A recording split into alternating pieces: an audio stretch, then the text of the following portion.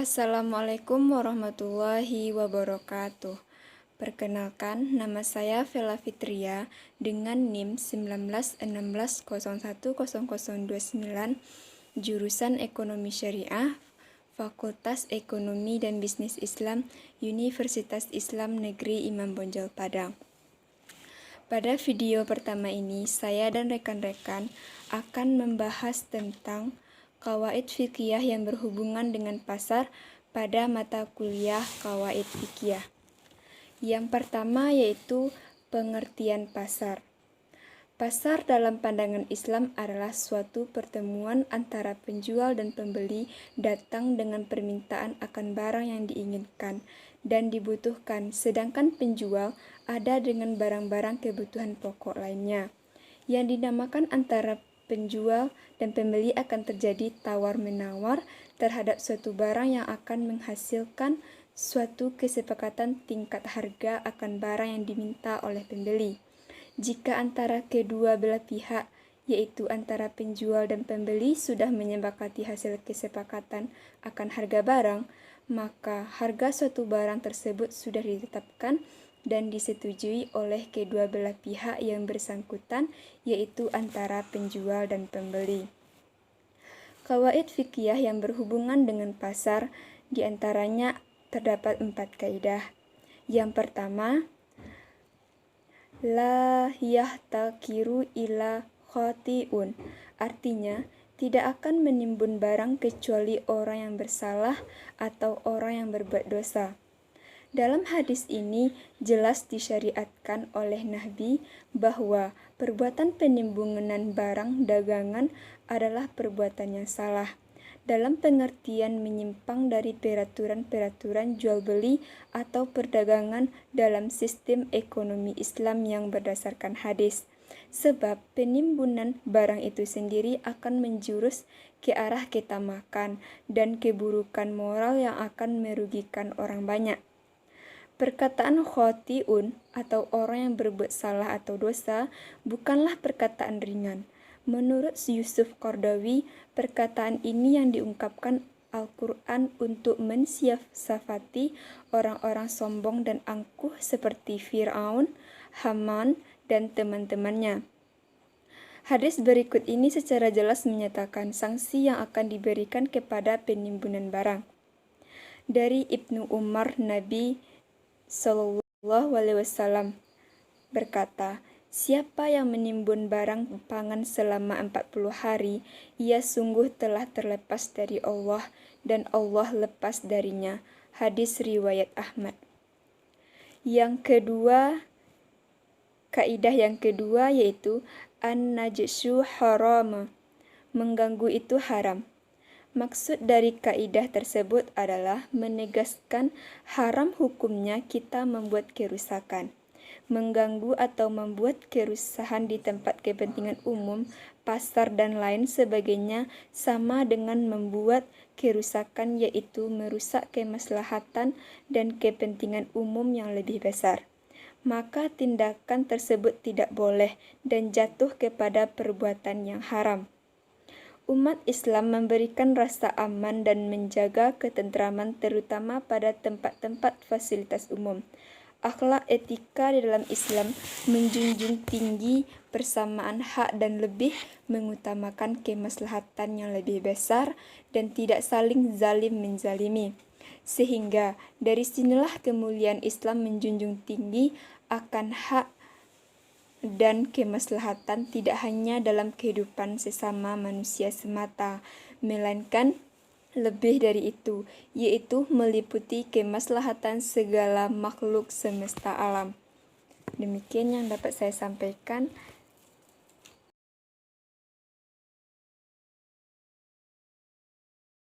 Assalamualaikum warahmatullahi wabarakatuh. Nama saya Fauzan Abdul Regal, NIM 1916010027. Saya akan melanjutkan materi tentang fikih dan kaidah-kaidahnya, yaitu kaidah yang ketiga yaitu atas ilu yaduru ma'illati wujudu adama. Artinya penetapan harga tergantung pada ada ataupun tiada. Maksud kaidah ini adalah penetapan harga suatu barang tergantung ada atau tidaknya barang tersebut. Tas'ir secara bahasa adalah sama dengan sihir yang menetapkan atau menentukan harga. Dapat juga dikatakan al-sir adalah harga dasar atau price rate yang berlaku di kalangan perdagangan.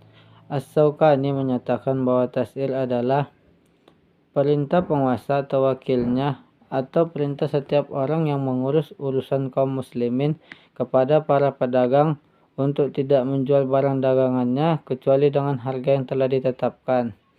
Dilarang untuk menambah atau menguranginya dengan tujuan untuk kemaslahatan. Selanjutnya, Ibnu Urfa al-Maliki sebagaimana yang dikutip oleh Fatih al-Duraini menyatakan bahwa tas'ir adalah penguasa pasar penetapan kepada pedagang untuk menjual barang dagangannya dengan harga sudah diketahui.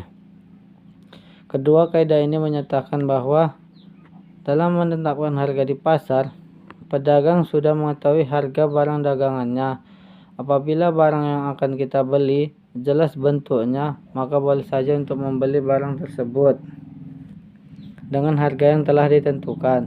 Tetapi apabila barang yang tidak nampak atau tiada, maka kita tidak boleh menetapkan harganya. Misalnya kita menetapkan harga sebuah mangga yang masih dalam pohonnya. Ini tidak boleh karena bisa saja suatu waktu mangga itu akan busuk atau gagal panen. Penentuan harga dengan wujud tidak ada atau tidak pasti, tidak boleh. Selanjutnya kaidah yang keempat itu da'un nasu yarzukumullahu ba'dahum min ba'di. Artinya Allah Subhanahu wa taala memberkati sebagian mereka dari sebagian. Kaidah ini diambil dari Quran surah Al-Baqarah ayat 253 yang artinya Rasul-Rasul itu kami lebihkan sebagian mereka dari sebagian yang lain. Di antara mereka ada yang langsung Allah berfirman dengannya, dan sebagian lagi ada yang ditinggikannya beberapa derajat. Dan kami beri Isa putra Maryam beberapa mukjizat, dan kami perkuat dia dengan Ruhul Kudus. Kalau Allah menghendaki, niscaya orang-orang setelah mereka tidak akan berbunuh-bunuhan. Setelah bukti-bukti sampai kepada mereka, tetapi mereka berselisih, maka di antara mereka yang beriman dan ada pula yang kafir. Kalau Allah menghendakinya, tidaklah mereka berbunuh-bunuhan, tetapi Allah berbuat menurut kehendaknya. Maksud dari kaidah ini yang berhubungan dengan pasar di sini adalah Allah itu melebihkan sebagian mereka dari sebagian yang lain. Misalnya seorang penjual, dia dilebihkan dengan banyaknya bahan pokok yang akan dia jual, sedangkan seseorang pembeli Allah melebihkan dengan harta yang miliki, sehingga si pembeli dan membeli bahan pokok dari si penjual. Sekian dari saya akhiri, wallahu muwaffiq ila aqwamit thoriq. Assalamualaikum warahmatullahi wabarakatuh.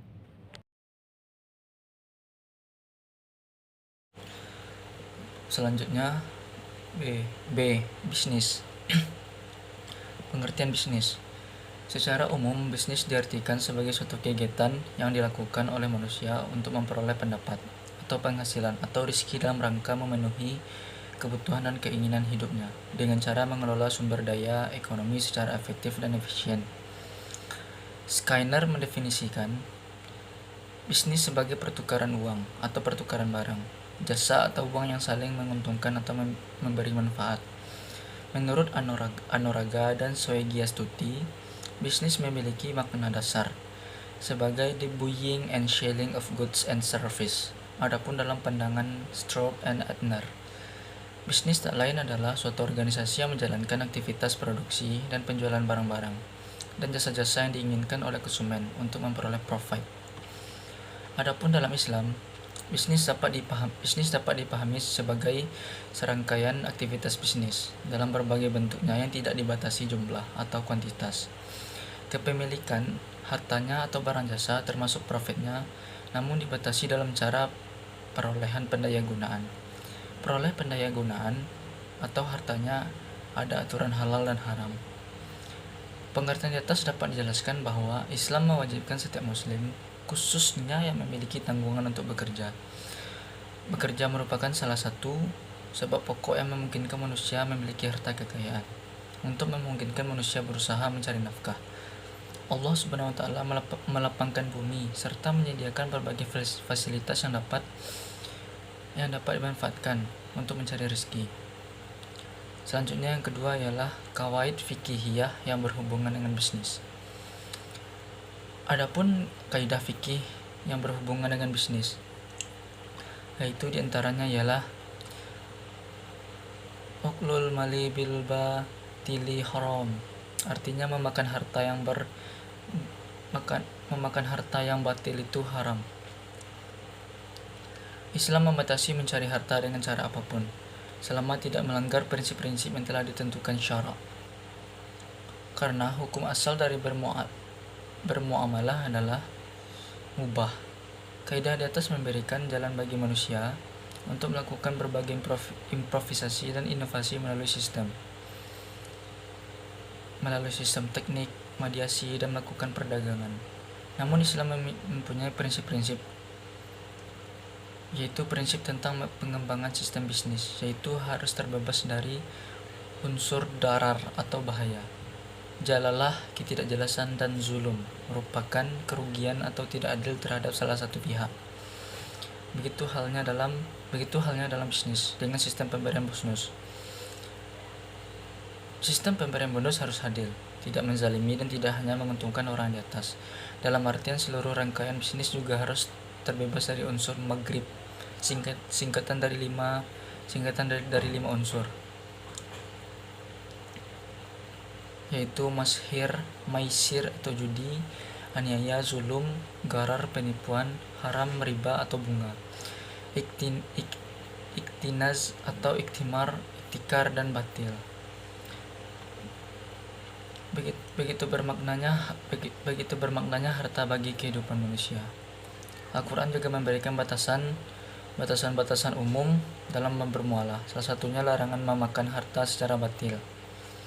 Dan ini menjadi bukti bahwa Islam memiliki konsep etika bagaimana melindungi hak dan kekayaan orang lain agar tidak dilanggar dan dirampas.